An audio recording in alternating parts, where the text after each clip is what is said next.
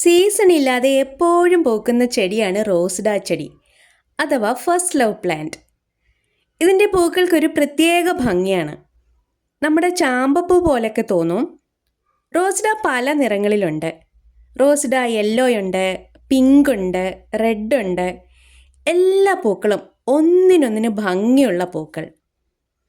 വീടുകളിൽ ഇതിൻ്റെ പല നിറങ്ങൾ വെച്ച് പിടിപ്പിച്ചിട്ട് നല്ല ബുഷിയായിട്ട് നിർത്തിയാൽ അടിപൊളിയാണ്.